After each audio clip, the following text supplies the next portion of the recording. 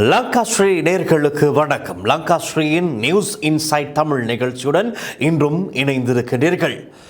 சுவாரஸ்யமான பல விடயங்களோடு தான் இன்றைய நிகழ்ச்சியை நான் உங்களுக்கு தொகுத்து வழங்கப் போகின்றேன். முதலில் ஒரு காணொளியை பார்த்துவிட்டு வரலாம். ஜனாதிபதி அனுரகுமார திசாநாயக்க மே மாதம் 1ஆம் திகதி சொன்ன ஒரு விடயம் பார்த்துவிட்டு வரலாம். එයා ජනාධිපතිගේ බිරිඳද, එයා ජනාධිපතිගේ මල්ලිද, එයා ජනාධිපතිගේ අයියද, එයා ජනාධිපතිගේ මස්සිනාද, එයා ජනාධිපතිගේ අයියගේ පුතාද, මෙහෙම තමයි ලිස්ට් එකේ ඉන්නේ. හොඳේ හරිද? අපි ඒව බලන්නේ. අදත් රාජපක්ෂලා දෙන්නේ 3 දිනකට වරෙන්තු. අපි කියන ගමට ඡන්දෙ ඉල්ලන්න කලින් එන්න කියන්න වරෙන්තු කාර්යය ගෙනත් දෙන්න කියන්න. වරෙන්තු විශාලතම හොරකම් කරපු කෙනා එන්නේ අධිකරණයට. එක්ක කොන්ද කැඩුණා කියනවා, එක්ක පුටුවේ වැටුණා කියනවා, එක්ක බෙල්ල ගැස්සිලා කියනවා. මත තබගෙන වරෙන්තු ගන්නවා. වරෙන්තු අරගෙන රෙඩ් නෝටිස් නිකුත් කරලා හරි ඒගොල්ලෝ ලංකාවට ගෙනල්ලා නඩු අහනවා. ඒකටයි මේ ජනවරම ලබා දීලා තියෙන්නේ. ඉතින් ඒගොල්ලෝ කලබල වෙනවා. ඒගොල්ලෝ කලබල වෙන්න ඕන. ඒගොල්ලෝ කලබල වෙන්නේ නැත්නම් මොකද වෙන්නේ? ජනතාව කලබල වෙන්න. නෑ, ජනතාව කලබල වෙන්න ඕනේ. ජනතාව ආශිර්වාද කරන්න ඕන. ජනතාව සහාය දෙන්න ඕන. ජනතාව ඔල්වරසන්න ගන්න ඕන. ජනතාව ප්‍රීති ഘോഷණ ගන්න ඕන. ලංකාවේ දූෂිතයන්ට දඬුවම් දෙන ආණ්ඩුවක් හැදිලා තියෙනවා. මේක අපි කරනවා. අපි ආර්ථිකය හදනවා. ප්‍රජාතන්ත්‍රවාදය හැම කෙනාටමයි තියෙනවා. ඕතර රැස්වීම් තියන්න, ඕනතරම් කෑ ගහන්න, ඕනතරම් උද්ඝෝෂණ කරන්න, ප්‍රමිතියට අනුව උද්ඝෝෂණය කරන්න. මම කලින් කිව්වා. සටන් කරන්න. අපි කැමතියි. අපි කැමතියි. හැබැයි අපි දන්නවා ඕනෑම වෙලාවක ලක්ෂ සංඛ්‍යාත ජනතාවක් මේ ආණ්ඩුව වෙනුවෙන් පාරට බහින්න සූදානම් බවත් ඒ හැමදේනම තේරුම් ගන්න ඕනකම තිබෙනවා. ලක්ෂ සංඛ්‍යාත ජනතාවක් මේ ආණ්ඩුව වෙනුවෙන් එයි.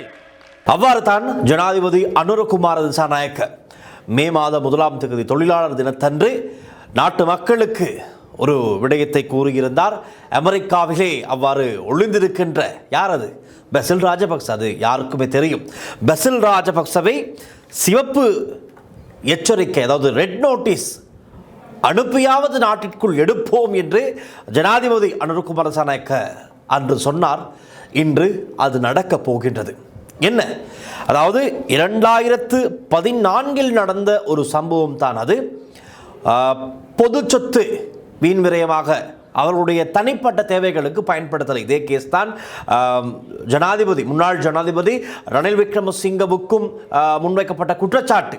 அதாவது அரச பணத்தில், பொதுமக்களுடைய பணத்தில் இவருடைய தனிப்பட்ட வெளிநாட்டு விஜயம் ஒன்றை மேற்கொண்டார். 166 லட்சம். அது முன்னாள் ஜனாதிபதி ரணில் விக்ரமசிங்கவுக்கு இருக்கின்ற குற்றச்சாட்டு. அது சம்பந்தமாக விசாரணைகள் முன்னெடுத்து செல்லப்படுகின்றது. அதே போல ஒன்று தான் பெசில் ராஜபக்ஷ சம்பந்தமாகவும் முன்வைக்கப்படுகின்ற குற்றச்சாட்டு. பொதுவாக அரச பணத்தை பயன்படுத்தி இவர்கள் தேர்தல் பிரச்சார நடவடிக்கையில் ஈடுபட்டிருக்கிறார்கள். எப்படி என்றால் 12,000 டி-ஷர்ட்டுகளை பிரிண்ட் செய்து தான் இந்த பிரச்சார நடவடிக்கை இடம்பெற்றிருக்கிறது. இந்த விடயம் சம்பந்தமான வழக்கு நேற்றைய தினம் கொழும்பு கோட்டை நீதிமன்றத்தில் நீதவான் பசன் அமரசேன அவர்களுடைய முன்னிலையில் விசாரணைக்கு எடுத்துக்கொள்ளப்பட்டது. மிக முக்கியமான ஒரு சில விடயங்கள் இந்த வழக்கு விசாரணையின் போது வெளியாகி இருக்கின்றது. அதைத்தான் நாங்கள் இன்றைய நிகழ்ச்சியில் விவரமாக பார்க்க போகின்றோம். அந்த வகையில் 2014 நடந்த சம்பவம் இது. ஆனால் இந்த சம்பவத்தோடு தொடர்பட்ட குற்றச்சாட்டு முன்வைக்கப்பட்டு விசாரணைகள் ஆரம்பிக்கப்படுவது 2016. அதாவது ஜனாதிபதியாக மைத்திரிபால சிறிசேன, பிரதமராக ரணில் விக்ரமசிங்க, நல்லாட்சி அரசாங்கம் என்று சொல்லப்பட்டது. ரைட். இந்த நல்லாட்சி அரசாங்க காலத்தில் தான் இந்த குற்றச்சாட்டு முன்வைக்கப்பட்டது. அப்பொழுது தான் FCIDயும் ஆரம்பிக்கப்பட்டது. இந்த FCIDயில் தான் இந்த விசாரணைகள், அதாவது ராஜபக்ஷக்களோடு தொடர்புபட்ட, அவர்களுடைய கோலையாக்களுடன் தொடர்புபட்ட ஊழல் மோசடிகள் எல்லாம் இந்த FCIDயில் தான் விசாரணைகள் ஆரம்பிக்கப்பட்டது. உங்களுக்கு நினைவு இருக்கலாம், நாமல் ராஜபக்சவெல்லாம் FCIDக்கு அழைக்கப்பட்டார்கள். ஷோட் அணிந்து தான் FCIDக்கு சென்று வந்தார். அவர்களுக்கு அப்பொழுதெல்லாம் இந்த பயம் இல்லை, அச்சமில்லை என்பதை போலத்தான் இவர்கள் சென்று வந்தார்கள். இப்பொழுது நீங்கள் பார்க்கலாம் அந்த மாதிரியான புகைப்படங்கள். இவர்கள் அந்த ஜொக்கிங் செல்வதை போன்று தான் அடிக்கடி இந்த FCIDக்கெல்லாம் சென்று வந்தார்கள். நிறைய குற்றச்சாட்டுகள் அப்பொழுது முன்வைக்கப்பட்டது. என்ன நடந்தது? ஆட்சி மாற்றம் இடம்பெற்றதால், நாட்டில் அமைதியின்மை இடம்பெற்றதால், குறிப்பாக ஈஸ்டர் அட்டாக் இப்படியான சம்பவங்கள், கலவரங்கள், இடைக்கிடைய அதிகன கலவரங்கள், மாவட்ட கலவரங்கள், இந்த மாதிரியான சம்பவங்கள் இடம்பெற்றதால் இந்த விசாரணைகளை அப்போதைய ஆட்சி அரசாங்கத்திற்கு தொடர்ந்து முன்னெடுத்து செல்ல முடியாமல் போய்விட்டது. அது மாத்திரமல்ல, ஏன் ரணில் விக்ரமசிங்கவையே பிரதமர் பதவியிலிருந்து நீக்கிவிட்டு முன்னாள் ஜனாதிபதியாக இருந்த மஹிந்த ராஜபக்சவுக்கு மைத்திரிபால சிறிசேன பிரதமர் பதவியை ஒரு இரவிலே வழங்கிவிட்டார். இதெல்லாம் அரசியல் சூழ்ச்சி, கடுமையான சூழ்ச்சிகள். ஆனால் மைத்திரிபால சிறிசேன ஒரு ஆப்ப கால பாவலா துண்ணா என்று தான் அந்த காலத்தில் சொன்னார்கள். காரணம், அலரி மாளிகையில் எல்லோரும் ராஜபக்சகளோடு எல்லாம் ஒன்றாக இருந்துவிட்டு ஒரு அப்பம் எல்லாம் சாப்பிட்டு வந்து தான் கடைசியில் அறிவிக்கிறார்கள் அப்போதைய ஜனாதிபதி தேர்தலின் பொது வேட்பாளர் மைத்திரிபால சிறிசேன என்று. அந்த ஆப்பமும் செவித்திருக்காது. அப்படி ஒரு ஷாக்கிங் நியூஸ் தான் ராஜபக்ச தரப்புக்கு. பின்னர் தான் ராஜபக்சக்களை எதிர்த்து போட்டியிட்ட மைத்திரிபால சிறிசேன ஜனாதிபதியாக ஆகின்றார். ரைட், அது அப்படி இருக்க நிலையில் நல்லாட்சி அரசாங்கத்திலே பல பிரச்சனைகள், பல சூழ்ச்சிகள், பல பிரச்சனைகள், பல மாற்றங்கள், தாக்குதல்கள் எல்லாம் நடந்ததால் இந்த முன்வைக்கப்பட்ட குற்றச்சாட்டுகள் சம்பந்தமான விசாரணைகள் எதுவுமே சரியாக முன்னெடுத்து செல்லப்படவில்லை. ஆனால் இப்போதைய அரசாங்கம் மக்களுக்கு கொடுத்த வாக்குறுதி என்ன? பெண்டிங்கில் இருக்கின்ற எல்லா விசாரணைகளும் துரிதப்படுத்தப்படும். இதோடு சம்பந்தப்பட்ட அனைவருமே ஊழல், மோசடி, கொலை, கொள்ளை, எல்லா விதமான குற்றச்சாட்டுகளுக்கும் பெயர் போனவர்கள் சட்டத்தின் முன் நிறுத்தப்படுவார்கள். ஆதாரப்பூர்வமாக, சாட்சிப்பூர்வமாக நிரூபிக்கப்பட்டு நீதிமன்றத்தில், சுயாதீன நீதிமன்றத்தினூடாக சட்டம் தன் கடமையை செய்யும் என்பதை ஜனாதிபதி அனுர குமாரசாமிக்கு சொல்லியிருந்தார். அதுதான் தற்பொழுது நடந்து கொண்டிருக்கின்றது. நாங்கள் பார்த்தோம், சற்று ஒரு 2-3 மாதங்களுக்கு முன்பதாக சொன்னோம், என்ன இன்னமும் எதுவுமே விரைவாக வேகமாக நடப்பதை போன்று தெரியவில்லையே, ஆமை வேகத்தில் மெல்ல மெல்ல நகர்ந்து கொண்டிருக்கின்றதே என்று நாங்களே விமர்சித்து இருக்கின்றோம் இந்த அரசாங்கத்தை. ஆனால் இப்பொழுது ஒரு திருப்திகரமான விடயம் என்னவென்றால், இந்த வழக்குகள், பழைய வழக்குகள் எல்லாம் வேகமாக விசாரிக்கப்பட்டு வருகின்றது. வழக்குகள் அதுவும் புது நீதிமன்றங்கள், புதிய நீதிமன்றங்கள் அமைத்து அவசரமாக விசாரணைகள் இடம்பெற்று வருவதால் ஒவ்வொரு முடிவுகளும் அடுத்தடுத்து கிடைக்கின்றது. இப்பொழுதெல்லாம் அடுத்தடுத்து பிரேக்கிங் நியூஸ் தான். அந்த அடிப்படையில் தான் இந்த விவகாரமும், அதாவது 2017 இறுதிக்கால பகுதியில் தான் இந்த குற்றச்சாட்டு சம்பந்தமான விசாரணை பத்திரங்கள், அறிக்கைகள் சட்டமாதிபர் திணைக்களத்துக்கு அனுப்பப்படுகின்றது. 2017 இறுதிக்கால பகுதியினர், அதற்கு பிறகுதான் நாட்டில் பல பிரச்சனைகள், 2017, 18, 19 ஈஸ்டர் தாக்குதல். ஆகவே இந்த விடயம் சற்று மந்தமான நிலையில் காணாமல் போகின்றது. 2026 மே மாத இறுதியில், அதாவது கடந்த மாத இறுதிக்கால பகுதியில் தான் சட்டமாதிபர் திணைக்களம் இந்த விடயம் தொடர்பில் நீதிமன்றத்திற்கு தேவையான ஆவணங்களை முன்னிலைப்படுத்த தேவையான எல்லா விடயங்களையும் அவர்கள் ஆலோசனை வழங்குகிறார்கள். 3 பேரை சந்தேக நபராக பெயரிட்டு அவர்களை கைது செய்து நீதிமன்றத்தில் முன்னிலைப்படுத்துமாறு நீதியரசர் உத்தரவிடுகின்றார். அதற்கேற்றாற்போல 3 பேர் யார் என்று பார்த்தால், இந்த வழக்கில் முதலாம் சந்தேக நபர் தான் பசில் ராஜபக்ஷ. 2ஆம் சந்தேக நபர் பாஸ்வர குணவர்த்தன. இந்த பாஸ்வர குணவர்த்தன யார் என்றால், சுற்றுலா ஊக்குவிப்பு பணியகத்தின் அப்போதைய தலைவராக செயற்பட்டவர். 3ஆம் சந்தேக நபர் யார் என்றால் ரூமி ஜவுஃபர் என்கின்ற ஒரு அரசு அதிகாரி, அதாவது இந்த சுற்றுலா ஊக்குவிப்பு பணியகத்தில் ஒரு முக்கியமான பணியாளராக, அரசு சேவையாளராக இருந்திருக்கின்றார். இவர்கள் தான் 3 பேரும் தான் சந்தேக நபர்கள். இதில் முதலாம் சந்தேக நபர் தான் முக்கியமானவர், பசில் ராஜபக்ச. இவருக்கு இந்த வழக்கு மாத்திரமல்ல, மாத்தறையிலும் ஒரு வழக்கு இருக்கின்றது. அதிலும் இவரை கைது செய்து நீதிமன்றத்தில் முன்னிலைப்படுத்துமாறு உத்தரவு பிறப்பிக்கப்பட்டிருக்கின்றது. அதேபோல் இப்பொழுது கொழும்பு கோட்டை நீதிமன்றத்தில் இந்த வழக்கு சம்பந்தமாகவும் பிரேரணை பிறப்பிக்கப்பட்டிருக்கிறது. மிக விரைவில் பசில் ராஜபக்சவை நாங்கள் பார்க்க போகின்றோம். இந்த வழக்கில் 2ஆம் சந்தேக நபராக பெயரிடப்பட்ட பாஸ்வர குணவர்த்தன, அதாவது சுற்றுலா ஊக்குவிப்பு பணியகத்தின் அப்போதைய தலைவர் பாஸ்வர குணவர்த்தன நேற்றைய தினம் நீதிமன்றத்தில் குற்றவாளி கூண்டில் இருந்து இந்த விடயங்கள் என்ன நடந்தது, உண்மையாகவே என்ன நிதி மோசடி நடந்ததா, என்ன நடந்தது என்பதை அவர் வெளிப்படுத்தி இருக்கின்றார். எப்படி அழுது கொண்டு, கண்ணீர் வடிய அழுது கொண்டு நீதிமன்றத்திலே நீதவன் அவர்களை பார்த்து அந்த விடயங்களை அவர் உண்மைகளை சொல்லி இருக்கின்றார். என்ன உண்மை என்பதை நாங்கள் பார்க்கலாம்.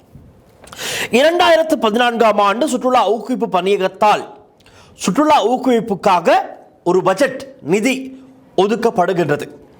அப்போதைய ரஷ்யாவுக்கான இலங்கையின் தூதுவராக இருந்த உதயங்க வீரத்துங்க, அடேங்க அப்பா, லேசுப்பட்ட மனிதர் அல்ல இவர்.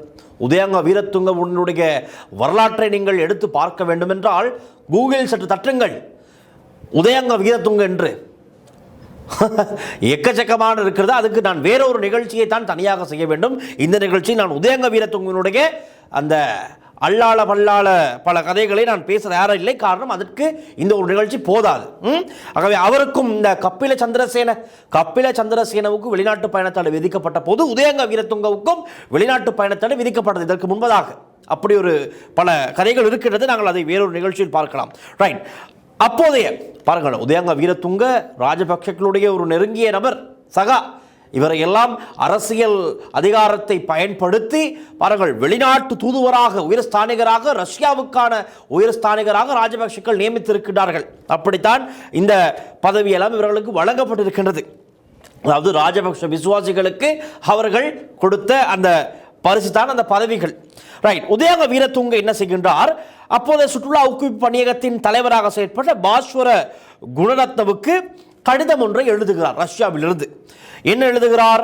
ரைட். சுற்றுலா ஊக்குவிப்புக்காக டிஷர்ட்டுகள் பிரிண்ட் பண்ண வேண்டும் என்று ஒரு விடயத்தினை குறிப்பிட்டு ஒரு லெட்டரை எழுதுகிறார். அதன் பிறகு பாஸ்வர குணவர்த்தன டிரெக்டர் போர்ட் பேப்பர் ஒன்றை தயாரிக்கின்றார். அதாவது இந்த பணியகத்தில் இருக்கின்ற முக்கிய நபர்கள், டிரெக்டர்ஸ் போர்டுக்கு அனைவருக்கும் இதை அறியப்படுத்த வேண்டும். இது என்ன நோக்கத்திற்காக செய்ய போகிறார்கள், இதற்கு பட்ஜெட் ஒதுக்க வேண்டும், பட்ஜெட்டுக்கு அனுமதி கொடுக்க வேண்டும், இந்த விடயங்களுக்காக போர்ட் பேப்பர் ஒன்றை தயார் செய்கின்றார். ஆனால் இந்த போர்டில் இருப்பவர்கள் ஒன்று கூடாமல், ஒரு இடத்தில் அமர்ந்து ஒன்று கூடாமல், இதை பற்றி கலந்தாலோசிக்காமல் தனித்தனியாக அவர்கள் இருந்து அதற்கு அனுமதி கொடுக்கிறார்கள். ஆகவே இந்த விடயம் சம்பந்தமாக எல்லோருக்கும் தெரிந்திருக்கின்றது, அனைவருடைய ஒத்துழைப்பும் இருந்திருக்கின்றது. இது என்ன நடக்கப் போகிறது என்று இவர்களுக்கு முன்கூட்டியே அறிந்து, விடயத்தை அறிந்து இவர்கள் இருக்கின்ற இடத்திலிருந்தே அனுமதி கொடுத்து விட்டார்கள். பிறகு அனைவருடைய அனுமதியும் கிடைத்ததன் பிறகு 17,000 ரைட் 17,000 டிஷர்ட் பிரிண்ட் செய்ய அனுமதிக்கின்றார்கள். இப்பொழுது என்னத்துக்கு இந்த டிஷர்ட் சொல்லப்படுகின்றது? சுற்றுலா ஊக்குவிப்புக்காக இந்த 17,000 டிஷர்ட்டை பிரிண்ட் செய்ய இவர்கள் எல்லோரும் அனுமதிக்கின்றார்கள். ஆனால் பட்ஜெட் ஒதுக்கப்பட்ட நிதி, அதாவது ஒரு அளவு இருக்கின்றது தானே, ரைட், இதுதான் இந்த அளவு தான் நீங்கள் டிஷர்ட்டுகள் பிரிண்ட் பண்ணலாம் என்று ஒரு பட்ஜெட் நிர்ணயிக்கப்பட்டதும் அந்த பட்ஜெட்டை தாண்டி போக முடியாதன் காரணமாக ஒதுக்கப்பட்ட பட்ஜெட்டுக்கு ஏற்றாற்போல் 12,000 டிஷர்ட்டுகளை தான் பிரிண்ட் செய்ய அனுமதி கொடுக்கப்படுகின்றது. பிறகு இந்த டிஷர்ட்டுகளை இப்பொழுது பிரிண்ட் செய்ய வேண்டும், ஆர்ட் ஒர்க் டிசைன் செய்ய வேண்டும். இதற்காக வெளியே ஒரு நிறுவனத்தை இவர்கள் தேடிப்பிடிக்கிறார்கள். அந்த நிறுவனத்தின் பெயர் டேட் அட்வர்டைஸ்மெண்ட். டேட் என்றால் தந்தை, இதுவே சிங்களத்தில் அப்பாச்சி என்று சொல்வார்கள். அப்பாச்சி என்றால் யாரை உங்களுக்கு நினைவு வரும்? அப்பாச்சி. அப்பாச்சி என்றால் அப்பாச்சி தான். அதே போல தான் டேட் அட்வர்டைஸ்மெண்ட் என்ற நிறுவனத்துக்கு டிஷர்ட் பிரிண்ட் செய்யும் வேலை, இந்த ப்ராஜெக்ட் ஒப்படைக்கப்படுகின்றது. டிஷர்ட்டுக்கான ஆர்ட் ஒர்க்கையும் செய்து கொடுக்கிறார்கள். அந்த ஆர்ட் ஒர்க்கை செய்பவருடைய பெயர் போதி என்ட்ரி. போதி என்ட்ரி என்பவர் தான் இந்த ஆர்ட் ஒர்க்கையும் டிசைன் செய்கின்றார். ரைட். இப்பொழுது முதற்கட்டமாக ஒதுக்கப்பட்ட நிதியில் டிஷர்ட்டுகளுக்கான டிசைன்கள் எல்லாம் செய்யப்பட்டது. பிரிண்ட் செய்ய வேண்டிய நிறுவனமும் எல்லாம் பேசி சரி செய்து விட்டார்கள். எல்லாம் ரைட், வேலை நடக்கப் போகின்றது. இப்பொழுது தான் இந்த கதையில் வில்லனுடைய என்ட்ரி. இந்த ஒரு கதையில் வில்லன் இப்பொழுது தான் என்ட்ரி ஆகின்றார். யார் அந்த வில்லன்? இந்த வழக்கின் முதலாவது சந்தேக நபரான பெசில் ராஜபக்ச. அப்பொழுது நான் நினைக்கின்றேன் பொருளாதார அபிவிருத்தி அமைச்சு அல்லது ஏதோ ஒன்றின் முக்கியமான பொறுப்பில் இருந்தவர் தான் பெசில் ராஜபக்ச. அவருக்கு நிறைய கேசுகள் இருக்கின்றது தான். இப்பொழுது இதில் தான் இலங்கைக்கு வரப்போகிறார். வந்ததும் நீங்கள் பார்ப்பீர்கள் என்னென்ன கேஸ் பெண்டிங்கில் இருந்தது, எதற்கு இவர் எத்தனை தடவை வழக்கு விசாரணைக்காக எத்தனை நீதிமன்றங்களுக்கு ஏறி இறங்க போகின்றார் என்று நீங்கள் பார்க்கத்தான் போகிறீர்கள். ரைட்.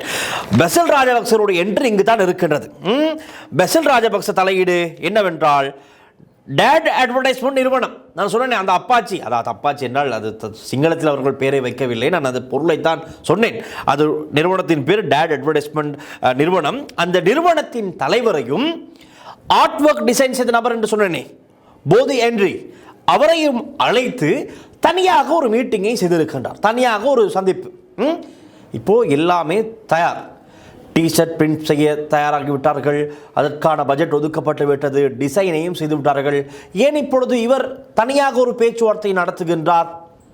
அங்கு தான் விஷயம் இருக்கின்றது. என்னவென்றால், அந்த பேச்சுவார்த்தையின் போது தான் ஏற்கனவே செய்த ஆர்ட் ஒர்க்கை வேண்டாம், அந்த ஆர்ட் ஒர்க் வேண்டாம், அதில் என்ன, இந்த ஆர்ட் ஒர்க்கை போட்டு எங்களுக்கு என்ன பயன், எங்களுக்கு எதையாவது செய்தால் எங்களுக்கு, எனக்கும் எங்களுடைய அண்ணன், பாசமிகு அண்ணன் மஹிந்த ராஜபக்ச, கோட்டாபே ராஜபக்ச, அந்த ராஜபக்சக்களுக்கு ஏதாவது ஒரு பிராண்டிங் இருக்க வேண்டும், செய்கின்ற எதிலையுமே அந்த பிராண்டிங் இருக்க வேண்டும் என்பதுதான் இவருடைய ஆசை. அந்த ஆசையின் காரணமாக வந்ததான் இந்த வினை. என்னவென்றால், அந்த ஆர்ட் ஒர்க் வேண்டாம், புதிய ஆர்ட் ஒர்க்கை டிசைன் செய்யுங்கள். அதில் அப்போதைய ஜனாதிபதி மஹிந்த ராஜபக்சனுடைய புகைப்படம் நல்லா பெருசாக வரணும், நல்ல பெரிதாக அந்த டிஷர்ட் இருக்கும் இல்லையா, மஹிந்த ராஜபக்சனுடைய புகைப்படம் உடம்பு பூரா தெரியணும். அந்த மாதிரி தான் அவருடைய சிந்தனை அமைந்திருக்கின்றது. ஆகவே இந்த டிஷர்ட்டில் அப்போதைய ஜனாதிபதி மஹிந்த ராஜபக்சனுடைய புகைப்படம் பெரிதாக வர வேண்டுமாம், கட்சியின் சின்னம் இருந்திருக்க வேண்டும், பெயரெல்லாம் போட்டு நல்லா டிசைனாக அவர்களுடைய பிரச்சார நடவடிக்கை சிறப்பாக இருக்க வேண்டும் என்பதை போல அந்த டிஷர்ட்டின் ஆர்ட் ஒர்க்கை மாற்றி இருக்கின்றார். அதான் சும்மா சொல்லக்கூடாது, 7 மூளை என்பார்கள் தானே, அப்படித்தானே சொல்கின்றோம். மிஸ்டர் 10% என்பார்கள், 7 மூளைக்காரர் என்பார்கள். இறுதியில் நாட்டை விட்டு அப்புறம் எப்படி சென்றால், கொரோனா காலத்திலே மாஸ்கை போட்டுக்கொண்டு வீல் சேரில் அவரை தள்ளிக்கொண்டு சென்ற போது ஒரு கட்டத்தை அவர் சிரித்து விட, அவருக்கே சிரிப்பு வந்து விட்டது. என்னடா நான் நான் நடிக்கிறேன் என்ன, அந்த மாதிரி அவருக்கு தோன்றியதை போல பின்பக்கம் பார்த்து சிரித்து விட்டார். அதை புகைப்படம் பிடித்து விட்டார்கள். எங்களுடைய ஜேர்னலிஸ்ட், ஃபோட்டோகிராஃபி ஜேர்னலிஸ்ட் இருக்கிறார்களே, திறமையானவர்கள், சிரிப்பதை புகைப்படம் எடுத்து காட்டிவிட்டார்கள். இதோ கொரோனா தாக்குதலுக்கு உள்ளான நபர் சிரித்து கொண்டு செல்கிறார். போனவர் தான், திரும்ப வரவே இல்லை, அவ்வளவு தான், டாடா பாய். அது அந்த கதை அப்படியே போனது தான். அப்படியே இந்த ஆர்ட் ஒர்க்கை மாற்றி இருக்கின்றார். டேட் அட்வர்டைஸ்மெண்ட் நிறுவனத்தின் தலைவரையும் அழைத்து இந்த விஷயங்கள்லாம் சொல்லிக்கிறார். அந்த பழைய ஆர்ட் ஒர்க்குக்கு வேண்டாம், புதிய ஆர்ட் ஒர்க் கிடைக்கும், அதற்கேற்றப்போல் இந்த டிஷர்ட்டை டிசைனை மாற்றி பிரிண்ட் செய்யுங்கள், 12,000 டிஷர்ட்டுகளை பிரிண்ட் செய்யுங்கள் என்று இவர் உத்தரவு போட்டிருக்கிறார். பாருங்கள், இப்பொழுது ஏற்கனவே டிரெக்டர் போர்ட்ஸுக்கு போர்ட் பேப்பர் எல்லாம் போடப்பட்டு அனைவருடைய அனுமதியும் வாங்கி முறையாக எல்லாம் செய்து கொண்டு சென்றிருக்கின்றார்கள். ஆனால் இதை ட்விஸ்டாக பெசில் ராஜபக்ச தன்னுடைய கட்சியின் தேர்தல் பிரச்சார நடவடிக்கைகளுக்கு பயன்படுத்த சுற்றுலா ஊக்குவிப்பு பணியகத்தின் பணத்தை பயன்படுத்தி இருக்கின்றார். அதான் அவருடைய வேலை. இதுதான் பிரதான குற்றச்சாட்டு, ரைட்? அது எப்படி உங்களுடைய தந்தையாருடைய பணமா பெசில் ராஜபக்ச அவர்களே? இதை நான் லோக்கலாக வேறு விதத்தில் கேட்கலாம், அது சரியில்லை. இது ஒரு நிகழ்ச்சி தானே. நாங்கள் கேட்க வேண்டியது, இந்த குறித்த பணத்தொகை உங்கள் தந்தையாருடைய பணமா திரு பெசில் ராஜபக்ச அவர்களே என்று நாங்கள் மரியாதையாக கேட்க வேண்டும். ஆகவே நீங்கள் பயன்படுத்தியது பொது பணம், மக்கள் பணம், அரச பணம். அதை நீங்கள் உங்களுடைய கட்சியின் தேர்தல் பிரச்சார நடவடிக்கைக்காக பயன்படுத்தியது ஒரு மாபெரும் குற்றம். அப்போதைய அந்த பணியகத்தின் தலைவர் பாஸ்வர அழுது கொண்டு, பாருங்கள், நான் எல்லா உண்மைகளையும் சொல்லிவிட்டேன், ஆனாலும் நான் குற்றவாளி கூண்டில் நின்று கொண்டிருக்கின்றேன், நான் இதற்கு எந்த விதத்திலுமே துணையாக இருக்கவில்லை, இதை செய்தது பெசில் ராஜபக்ச, இதன் முதல் சந்தேக நபர் பெசில் ராஜபக்ச, அவர்தான் இதற்கு முழு பொறுப்பும் பதில் சொல்ல வேண்டும், இது அவருடைய கட்டளையில் தான் எல்லாமே நடந்தது, இது மாறியதே அவருடைய கட்டளைக்கு அமைய, அவர்தான் இதையெல்லாம் மாற்றினார். ஆனால் அத்தான் இப்பொழுது இருக்கின்ற பெரிய பிரச்சனை, ஆள் நாட்டில் இல்லை, அமெரிக்காவில் இருக்கின்றார், பறந்து சென்று விட்டார், அறகலைய காலத்திலே பறந்து விட்டார். அதுதான் இங்கு பாடினார்கள், கப்புடு கா கா கா பெசில் பெசில் பெசில்ன்றார்கள். அந்த பாடல் கூட அவர் கேட்டிருக்கும், பிரபலமான பாடல். இன்று கூட நீங்கள் யூடியூபில் சென்று தட்டி பார்த்தால் அந்த பாடல்கள் வரும். அது அவருக்காக பாடப்பட்டது. காரணம், நாட்டை நாசம் செய்துவிட்டு, நிதியமைச்சராக இருந்து நாட்டை நாசம் செய்துவிட்டு பறந்து சென்று விட்டார், அவ்வளவுதான். அதற்கு பிறகு அவரை தேடிக்கொண்டிருக்கிறார்கள். ஆனால் இனி இங்கு இருக்கின்ற அதிகாரிகள் தேடிச் செல்ல வேண்டிய தேவையில்லை. நீதிமன்றத்திலே உத்தரவு கொடுக்கப்பட்டு விட்டது. நேற்றைய தினம் இந்த முதலாம் சந்தேக நபர் சம்பந்தமாக பேசப்படுகிறது, அதாவது பெசில் ராஜபக்ச சம்பந்தமாக. இரண்டாம் சந்தேக நபரான பாஸ்வர குணவர்த்தன அழுது கொண்டு சொல்லியிருக்கின்றார், இதற்கு எந்த வித பதிலும் நான் இல்லை, இதற்கு என்னில் எதிர்மான சம்மந்தமும் இல்லை என்று சொல்லியிருக்கிறார், அழுது கொண்டிருக்கிறார். ஆனால் அவருக்கு பிணை வழங்க அனுமதிக்கப்பட்டிருக்கிறது. FCID அதிகாரிகளிடம் நீதவான் அவர்கள் கேட்டிருக்கின்றார், இவர் சம்பந்தமாக, அதாவது பாஸ்வர குணவர்த்தன சம்பந்தமாக உங்களுக்கு எதுவும் முறைப்பாடுகள் இருக்கின்றதா, பிரச்சனைகள் இருக்கின்றதா என்று அவர்களும் குறிப்பிட்டிருக்கிறார்கள். இல்லை, அவருடைய சட்டத்தரணி ரியான்சி அரசகுல அவர்கள் குறிப்பிட்ட காரணங்களை எல்லாம் நாங்கள் ஏற்றுக்கொள்கின்றோம் என்று விசாரணை அதிகாரிகளும் கூறியதற்கு அமைய, அதாவது இவர் இந்த விசாரணைக்கு ஒத்துழைப்பு வழங்கி இருக்கின்றார், எங்கும் ஓடி செல்லவில்லை, விசாரணைக்கு ஒத்துழைப்பு வழங்கி இருக்கின்றார், உண்மைகள் எல்லாம் கூறியிருக்கின்றார். அதன் அடிப்படையிலே இவருக்கு பிணையில் செல்ல அனுமதி கொடுக்கப்பட்டிருக்கின்றது. அதே போல இந்த வழக்கில் மூன்றாம் சந்தேக நபர் ரூமி ஜவுஃபர், இவர் என்ன செய்கிறார் என்றால், இவருக்கு நேற்று இவருடைய சட்டத்தரணியை பிணை கேட்கவில்லை. பொதுவாக சட்டத்தரணி அவர்கள் தன்னுடைய தரப்பு இருப்பவர்கள் சார்பாக பிணை கேட்டு வாதாடுவார்கள். ஆனால் இவர் நேற்று பிணை கேட்கவில்லை. காரணம், இவர் 2 வவுச்சர்களில் சைன் பண்ணியிருக்கிறார். முதலாவது, இந்த டிஷர்ட் பிரிண்ட் செய்வதற்காக ஒரு வவுச்சர் அட்வான்ஸ் பணமாக கொடுக்கப்பட வேண்டும், ஒரு வவுச்சரில் சைன் பண்ணியிருக்கின்றார். 2வது வவுச்சர் ஒன்றும் சைன் பண்ணியிருக்கின்றார், அது கள்ளத்தனமான ஒரு வவுச்சர். அவருக்கு விடயம் தெரியும், இது டிஷர்ட் டிசைன் மாறிவிட்டது, இந்த பிளானே மாறிவிட்டது. அது தெரிந்தும் இந்த ரூமி ஜவுஃபர் என்பவர் 2வது வவுச்சரிலும் கையொப்பமிட்டதன் காரணமாக இவர் மூன்றாம் சந்தேக நபர், அவருக்கு பிணை பெற்றுக்கொள்வது சற்று கடினமான விடயம். ஆனால் அவர் என்ன செய்வார் என்று தெரியாது. ஆனால் இப்போதைக்கு விளக்கமறையில் வைக்கத்தான் அவரை உத்தரவிடுவார்கள். பார்க்கலாம், அது சம்பந்தமான அப்டேட்டுகள் கிடைத்தவுடன் நாங்கள் உங்களுக்கு அதையும் தெளிவுபடுத்த தயாராக இருக்கின்றோம். இது அடுத்து தான் பெசில் ராஜபக்ச சம்பந்தமாக, அதாவது இந்த வழக்கின் முதலாம் சந்தேக நபர் பெசில் ராஜபக்ச சம்பந்தமாக விசாரணை அதிகாரிகள் சற்று அருகில் சென்று, நீதவான் அருகில் சென்று, அருகில் என்றால் அருகிலே செல்ல முடியாது, சற்று அமைதியாக கேட்கிறார்கள். இந்த வழக்கின் முதலாம் சந்தேக நபர் உள்நாட்டில் இல்லை, வெளிநாட்டில் இருக்கின்றார், அமெரிக்காவில். அவரை இலங்கைக்கு அழைத்து வர ஒரு பிரேரணை உத்தரவு பிறப்பிக்கப்பட வேண்டும். அப்பொழுது அவர் கேட்கின்றார், பிரேரணை எதற்கு? உடனடியாக இது சம்பந்தப்பட்ட ஒரு குற்றவாளி என்று ஒப்புக்கொள்வதற்கான நிரூபணமாகின்றது. இந்த சாட்சியங்களை வைத்து பார்க்கும்போது உடனடியாக கைது செய்து நீதிமன்றத்தில் முன்னிலைப்படுத்துங்கள் என்று. ஆகவே இவர்கள் சொல்கிறார்கள், வெளிநாட்டில் இருப்பதால் ரெட் நோட்டீஸ் விடுத்துத்தான் இவரை கைது செய்ய வேண்டும், அதாவது சர்வதேச போலீசாருடைய உதவி தேவை. எங்கு சொல்ல போகிறது என்று பாருங்கள். சர்வதேச போலீசாருடைய இன்டர்போல் அவருடைய உதவியுடன் தான் பெசில் ராஜபக்ச இலங்கைக்கு அழைத்து வரப்பட போகின்றார்.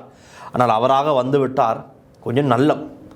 சர்வதேச போலீசார் அழைத்து வந்தால் இந்த கேல்பதர பத்மே, செவ்வந்தி அவர்களெல்லாம் இப்படி வந்தார்கள், அந்த மாதிரி தான் பெசில் ராஜபக்சவும் வர வேண்டும். ரைட், அப்படி அழைத்து வரப்பட வேண்டியவர்கள் தான். நாடு எந்த நிலைமைக்கு நாட்டை தள்ளிவிட்டு இவர்கள் அமெரிக்காவில் சென்று சொகுசு வாழ்க்கை வாழ்கிறார்கள் பாருங்கள். நாட்டில் 2022 நாங்கள் படாத பாடு, நாட்டு மக்கள், ஒட்டுமொத்த மக்களும். காரணம் யார்? இந்த 7 மூளைக்காரர் தான். அவரும் ஒரு பிரதான காரணம், பல பேர் காரணம், அதில் ஒருவர் இந்த 7 மூளைக்காரர். ரைட், ஆகவே நீதவான் அவர்கள் குறிப்பிட்டார்.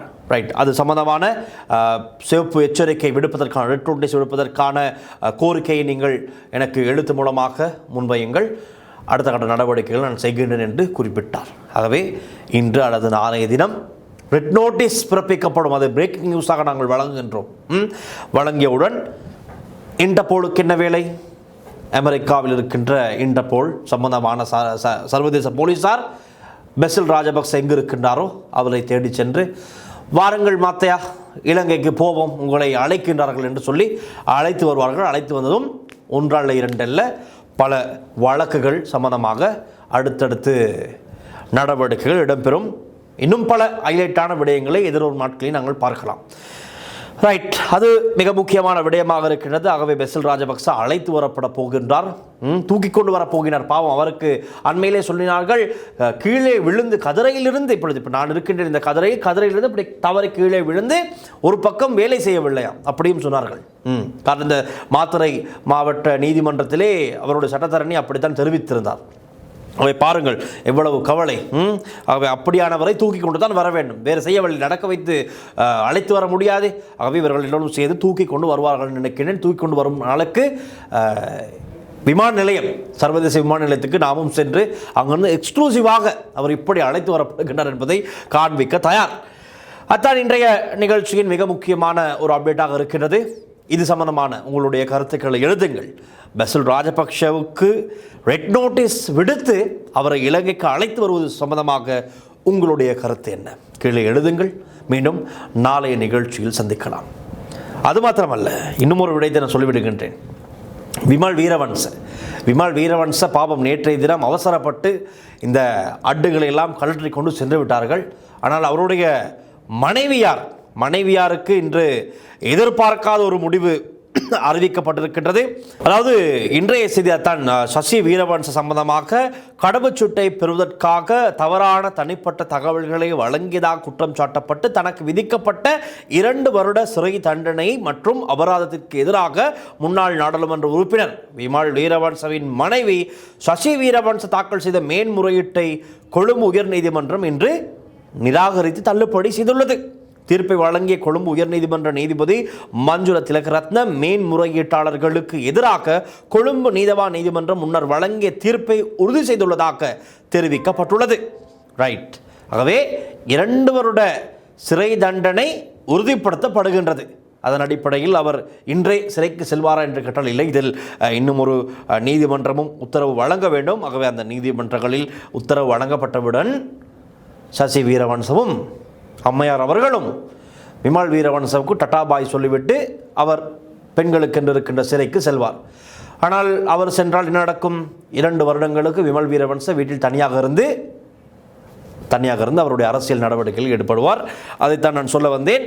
ஆனால் அவசரப்பட்டு விட்டார். நேற்று அவர் அட்டுகளை கழட்டி கொண்டு செல்லாமல் இருந்திருந்தால் தொடர்ந்து அந்த பிட்ட கொட்டுவ புகையிலை நிலத்துக்கு முன்பாக இருந்து இவர்களுக்காகத்தான் உண்மையாக குரல் கொடுக்க வேண்டும். பாவம், தன்னுடைய மனைவி பொஞ்சாதி மனைவி 2 வருடங்கள் சிறை செல்ல போகின்றார் செய்த குற்றத்திற்காக, ஊழல் மோசடி. ஆகவே இதற்கு எதிராக குரல் கொடுங்கள். நான் நினைக்கின்றேன் நிச்சயமாக உதயகமன் பில பேசுவாரோ தெரியவில்லை. நாட்டை காப்பாற்றிய 30 வருட கால யுத்தத்திலிருந்து காப்பாற்றிய விமல் வீரவன்சவின் மனைவி சசி வீரவன்ச என்று சொல்வாரோ தெரியவில்லை. ஐயோ, சொல்லிவிட வேண்டாம், சிங்களவர்களே திரும்பி விடுவார்கள், அது நிலைமை மாறிவிடும். ஆனால் இன்று அப்படித்தான் நடக்கிறது. ஏதாவது ஒரு கேஸ் வழக்கு அது சம்பந்தமாக யாராவது ஒருவர் குற்றவாளியாக பெயர் குறிப்பிடப்பட்டு விசாரணைகள் ஆரம்பித்தால், ஆம், யுத்தத்தை முடிக்க உதவியவர்கள், யுத்த வீரர்கள், யுத விருவா, இவர்களுக்கு எதிராக நீங்கள் எப்படி இந்த நடவடிக்கை எடுக்கலாம்? இந்த அரசாங்கத்துக்கும் இராணுவத்துக்கும் நிறைய கோபம் தாபம். என்னங்கடா உங்க கதை? சரி, ஏதோ சசி வீரவன்ச அதே போல விமல் வீரவன்ச தம்பிக்கும் வெளிநாட்டு பயணத்தடை விதிக்கப்பட்டிருக்கின்றது. இப்படியெல்லாம் பல கதைகள் இருக்கின்றது. விமல் வீரவன்ச தனியான ஒரு உபவாசம், சத்தியாகிரகமெல்லாம் இல்லை, உண்ணாவிரத போராட்டமாவது இருக்க வேண்டும். ஏன் மனைவியும் தம்பியும் இப்போது சம்மந்தப்பட்டிருக்கிறார்கள் இந்த வழக்குகளில், ஒவ்வொரு வழக்குகளில். ஆகவே நாங்கள் எதிர்பார்க்கின்றோம் மீண்டும் பிட்டகொட்டுவ பகுதியில் ஒரு அட்டு போடப்படும் என்று. உண்ணாவிரதமா சத்தியாகிரகமா என்பதை அவர்கள் தான் நியமிக்கப்பட வேண்டும், தீர்மானம் பண்ண வேண்டும். தீர்மானம் பண்ணிவிட்டு கிடைக்கின்ற அப்டேட்டையும் நாங்கள் சொல்ல தயாராக இருக்கின்றோம். மீண்டும் புதிய அப்டேட்டுகளுடன் நாளை நிகழ்ச்சி சந்திக்கலாம். ஒளிப்பதிவாளர் லிசியருடன் நான் டில்ஷான் வின்சன். நன்றி, வணக்கம்.